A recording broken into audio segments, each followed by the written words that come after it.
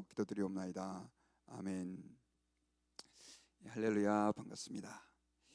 오늘은 시편 19편 우리 1절부터 14절까지 말씀으로 성경의 중요성이라고 하는 제목으로 본문을 중심으로 하나님의 말씀을 듣겠습니다. 교회에 다니면 성경을 읽으라는 얘기를 엄청나게 많이 듣습니다.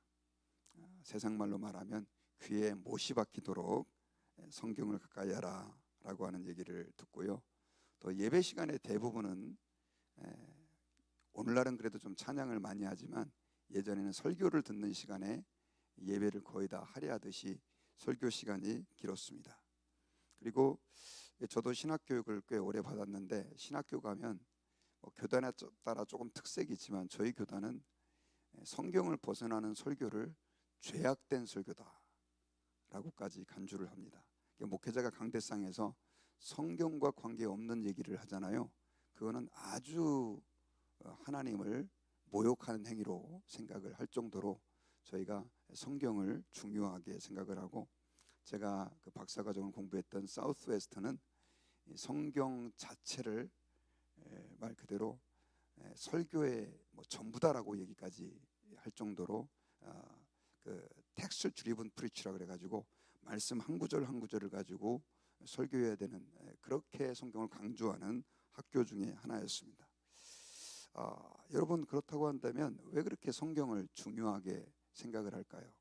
왜 우리는 성경을 계속해서 읽어야 되고 들어야 되고 성경 말씀을 가까이 해야 할까요? 하긴 굉장히 중요한 이유가 있습니다. 다윗은 이걸 깨닫고 있었어요. 특별히 시편 19편 보면 그가 그렇게 하나님 말씀을 사랑하고 또 하나님 말씀을 가까이 해야 될 이유를 그의 시에서 몇 가지 표현하고 있는데요. 먼저 첫 번째로는요, 하나님의 말씀은 하나님 자신을 나타내기 때문에 그렇습니다. 우리 1절과 4절에 보면, 1절부터 4절에 보면 하늘이 하나님의 영광을 선포하고 궁창이 그의 손으로 하시는 일을 나타낸도다. 날은 날에게 말하고 밤은 밤에게 지식을 전하니 언어도 없고 말씀도 없으며 들리는 소리도 없으나 그의 소리가 온 땅에 통하고 그의 말씀이 세상 끝까지 이르도다. 하나님이 해를 위하여 하늘의 장막을 베푸셨도다. 이런 표현을 사용해요. 참 멋있는 표현이죠.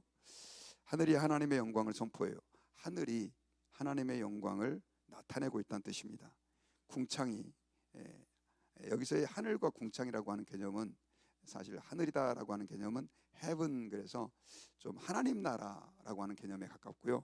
궁창이다라고 하는 것은 우리가 말하는 그냥 하늘을 이야기합니다. 그러면서 그의 손으로 하시는 일을 나타낸다. 2절에 보면 날은 날에게 말한다, 밤은 밤에게 지식을 전한다라고 하는 말은 오늘 낮이 다음 낮에게 그 하나님께서 행하신 일들을 전달한다, 그런 의미가 딜리버리 한다라고 하는 표현이 있는 거죠. 그러니까 낮이 그 다음 낮에게 하나님께서 이 천지를 창조하셨다는 것을 전달한다는 뜻이죠. 밤이 밤에게 지식을 전한다라고 하는 의미도 밤은 또 밤에게 하나님께서 하시는 일들을 드러내고 나타낸다, 이런 의도로 이해하시면 좋겠습니다. 사실 세상의 만물에는 언어도 없고 말씀도 없고 들리는 소리도 없지만 그의 소리가 온 땅에 통하고 말씀이 이 세상 끝에 천지를 통해서 나타내고 드러난다라고 하는 뜻이죠. 여러분, 저는 그런 감정을 너무 많이 들었습니다. 신앙생활을 덜렁덜렁 그리고 대충대충 하다가 예수님을 인격적으로 만나니까 목사님, 나무가 하나님을 찬양하는 것 같아요. 하늘이 하나님을 찬양하는 것 같아요. 이런 감정을 엄청 많이 들었거든요. 저게 이게 무슨 소린가 그랬는데 제가 그걸 경험을 했어요. 고3 때 10월 달에 새벽 기도 가운데 주님을 인격적으로 만나고 나서부터 제가 너무 놀란 게, 저희 학교가 되게 컸습니다. 그리고 정원이 굉장히 넓었어요. 학교가 6만 3천 평이나 됐습니다. 근데 조경이 곳곳에 돼 있었는데 저는 제가 다니는 학교가 그렇게 아름다운 학교인지는 몰랐었어요. 새벽기도를 딱 끝나고 나갔는데 이 나무가 갑자기 다르게 보이는 거예요. 그래가지고 너무 신기해서 나무를 한참 쳐다보고 있었어요. 왜 쳐다봤냐면 이 나무 잎사귀 하나가 다 하나님을 찬양하는 것처럼 느껴지는 거예요. 할렐루야. 예, 그런 경험을 좀 우리가 해보실 필요도 있습니다. 요즘에 제가 자연을 너무 사랑해요. 그 이유가 이 자연의 시원한 바람들, 또 들의 꽃들, 아름다운 변화무쌍한 하늘들 바라보면 정말 이 하늘이 하나님을 찬양하는 것 같은 그 느낌을 제가 막 받습니다.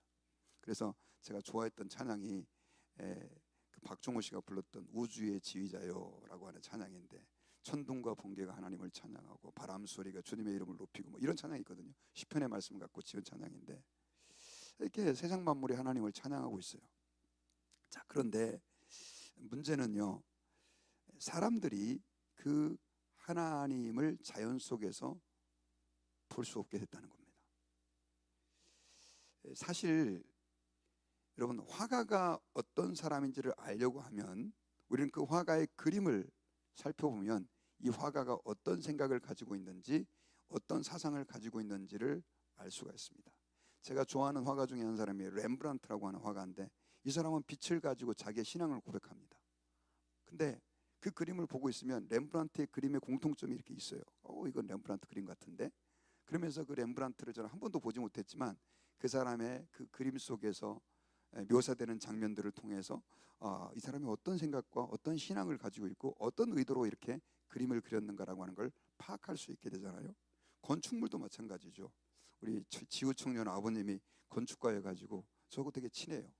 가까이 얘기를 들어보면 너무 재밌어요. 기둥 하나, 또 보호 하나, 이 벽면의 디자인 하나까지 다 그 건축가의 아이디어와 사상이 다 스며 있는 거예요. 근데 건축물은 보면서 사람들이 그걸 발견하고 그림은 보면서 발견하는데, 문제는 뭐냐면 자연 만물을 보면서 하나님을 보지 못하는 거죠.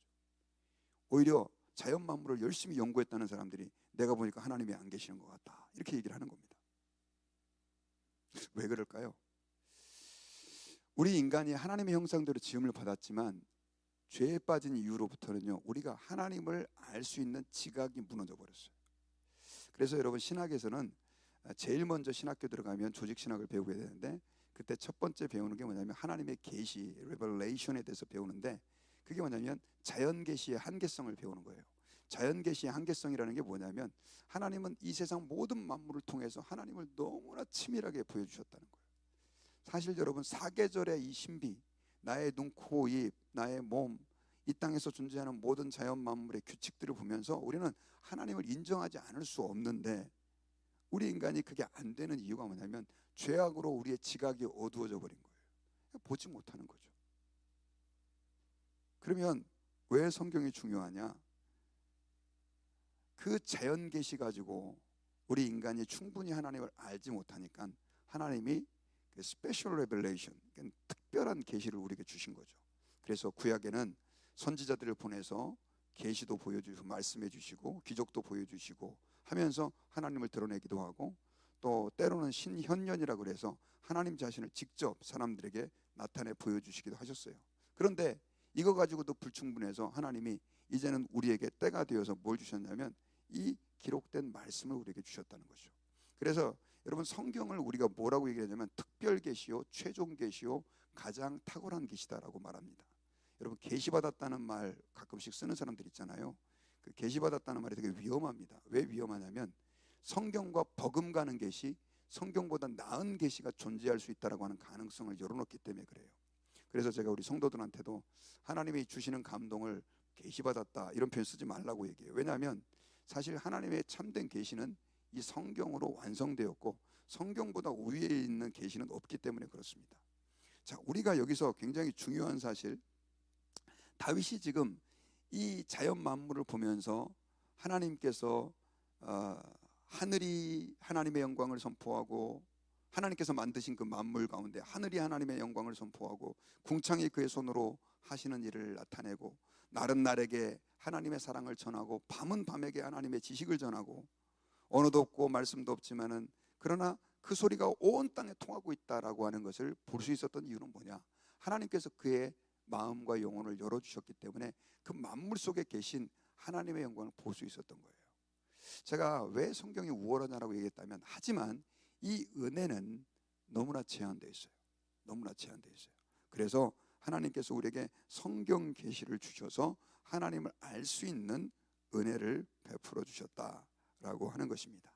이 다윗이 얼마나 그 만물 속에서 하나님을 깊이 느끼고 있냐면 오늘 본문에 보면 너무 재미난 표현이 나와요. 그게 뭐냐면 하나님의 4절에 보면 하나님의 해를 위하여 하늘에 장막을 베푸셨도다. 해는 그의 신방에서 나오는 신랑 같고 그의 길을 달리기 기뻐하는 장사 같아서 하늘 이 끝에서 나와서 저 끝까지 운행하며 그의 열기에서 피할 자가 없도다. 우리는 해는 보면 해는 해고 물은 물이고 산은 산인데 다윗은 그 해를 하나님께서 만드셨는데 뭐라고 표현을 하냐면요, 그 해를 위해서 하늘에다 집을 만드셨대요. 장막이라고 해요. 그래서 장막을 만드셔서 그게 그 해가 아침에 나오는데 신방에서 나오는 신랑과 같이 나와가지고 하늘 동에서 서까지 가는데 이 끝에서 나와서 저 끝까지 달려간다.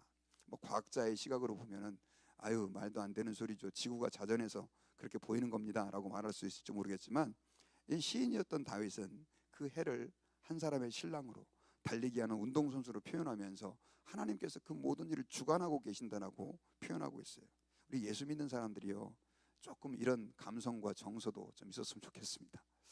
제가 그게 참 부족해가지고 맨날 제 아내에게 혼나는데 얼마나 우리가 예수 그리스도를 만나면 이런 어떤 풍성한 감성들이 우리 안에서 생기는지 몰라요. 자, 여러분, 그래서 우리가 성경을 가까이 해야 되는 이유는 뭐냐? 이 세상 만물로 이렇게 충분하게 하나님께서 자기를 나타내 주셨음에도 불구하고 깨닫지 못하니까 하나님은 우리로 하여금 더 하나님을 알도록 구체적이고 실체적이고 완전한 계신 성경을 주셨다. 그래서 성경이 너무나 우리에게 중요한 겁니다. 그리고 두 번째로는요, 말씀은 우리 삶에 너무나 큰 힘과 도움이 됩니다. 우리 7절을 보면요, 우리 다 같이 한번 읽어보십시다. 시작.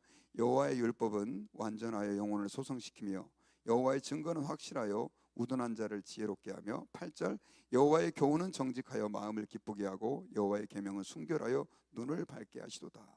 자, 다윗 시대만 해도요 성경을 제대로 들을 수 있는 사람이 없었고요, 성경은 그들이 기껏해야 접할 수 있는 게 모세오경밖에 없었습니다. 굉장히 제한돼 있었죠.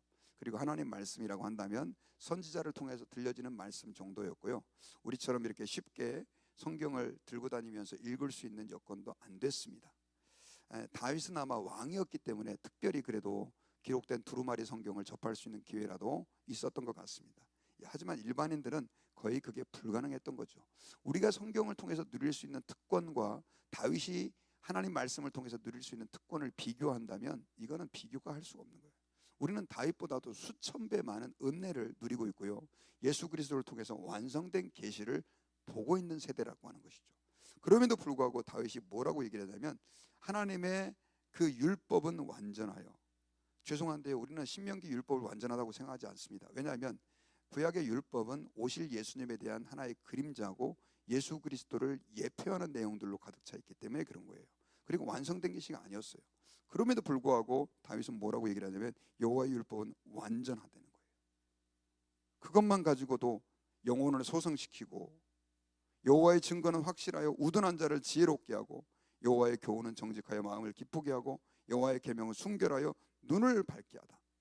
제가 이걸 갖다가 좀 뽑아봤더니 몇 가지로 구분이 될 수 있는데 하나님 말씀이 우리에게 놀라운 능력으로 역사하는 그 첫 번째는 영혼을 살리는 거예요.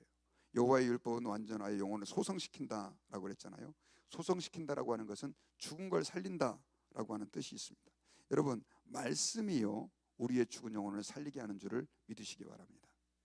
제가 이렇게 목회를 하면서 설교를 이렇게 강단에서 하잖아요. 그러면 이렇게 강단에 서면요 여러분들의 일거수일투족이 다 보입니다. 진짜 다 보여요.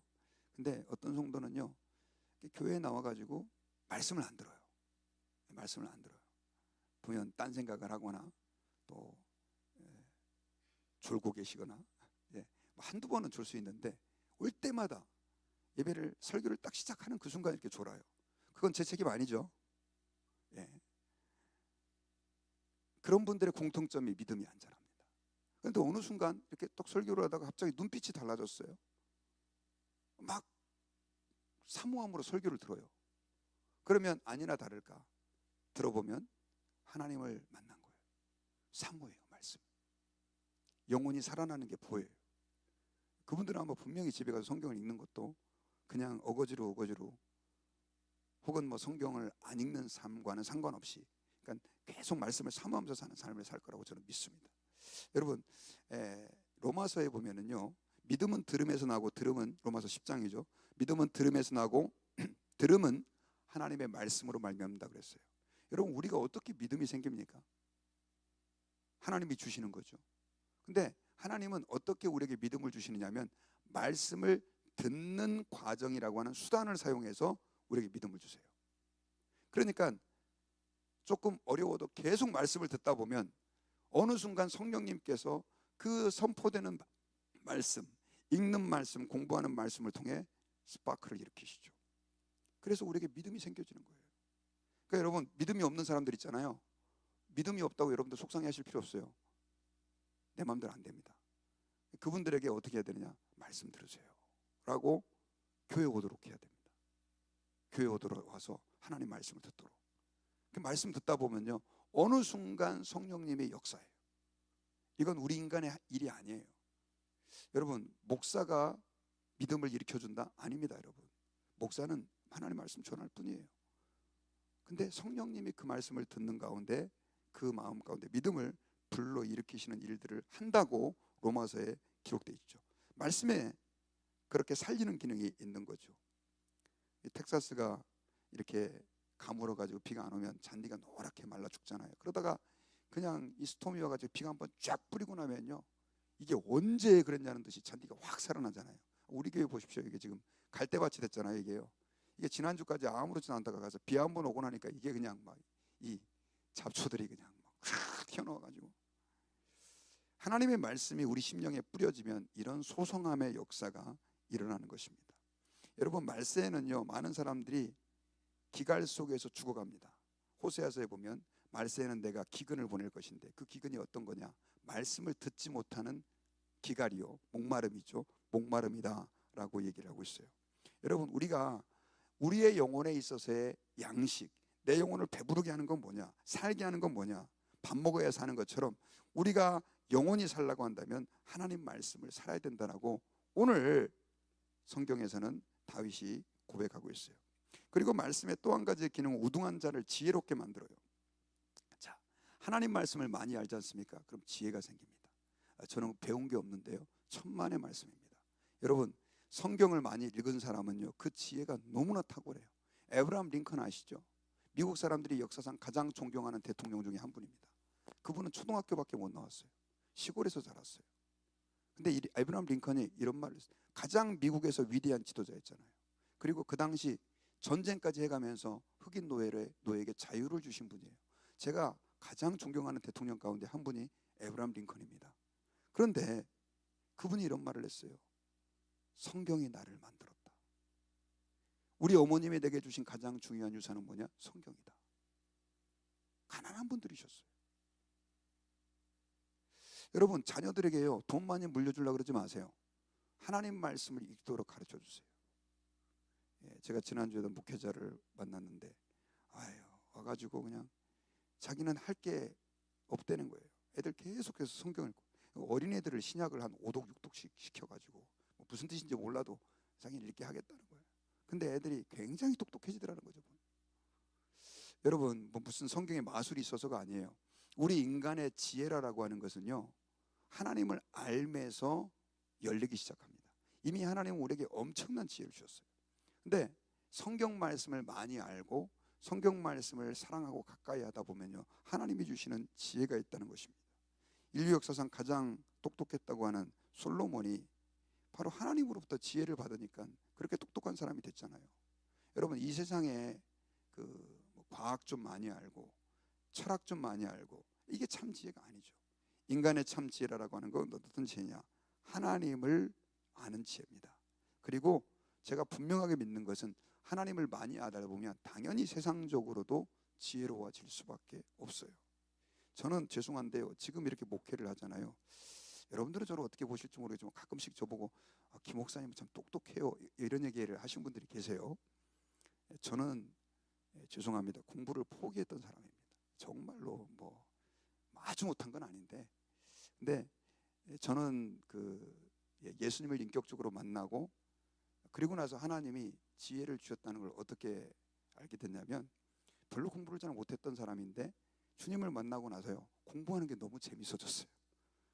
그래가지고 하나님께서 엄청나게 많이 지혜를 부어주셔가지고 정말 대학교, 대학원 때 계속 장학금 받으면서 공부할 수 있도록 열어주셔가지고 예, 하여튼 그런 축복을 제가 누리고 있고 지금도 마찬가지죠.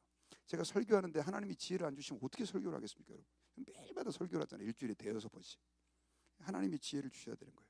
여러분들의 비즈니스, 직장에서 가정, 자녀들을 키울 때 있지 않습니까? 지혜가 필요한데요. 그거 뭐 공부 많이 한다고 뭐 또 오은영 박사 그거 텔레비전 많이 본다고 오는 게 아니에요. 하나님 말씀을 여러분들이 가까이 하고 내 것으로 삼으면 거기에서 하나님이 주시는 지혜가 있다는 것을 기억하시길 바랍니다. 그리고 8절에 보면은 마음을 기쁘게 해요. 여러분, 하나님 말씀을 읽다 보면요, 세상의 그 환경은 너무너무 안 좋은데 하나님 말씀을 가까이 하다 보면 우리의 마음 속에 기쁨이 와요. 왜냐하면 하나님을 아는 기쁨을 주님이 주시기 때문에 그렇습니다. 그리고 8절에 보면 눈을 밝게 한다라고 그래가지고 시편 19편 12절에서도요, 자기의 허물을 능히 깨달을 자 누구리요, 나를 숨은 허물에서 벗어나게 하소서라고 고백하면서 눈을 밝게 한다라고 하는 것은요, 여러분, 올바르게 분별할 수 있는 일종의 지혜인데 분별력이 생길 뿐 아니라 내가 어떠한 죄 가운데 있는지, 내가 하나님 앞에 지금 바르게 가고 있는지 아닌지를 발견할 수 있는 기준이 생기는 거예요. 우리 인간들은요, 다 나 잘난 맛에 삽니다. 내가 최고인 줄 알아요. 다 잘난 줄 알아요. 내가 가지고 있는 지식이 다 옳은 줄 알아요.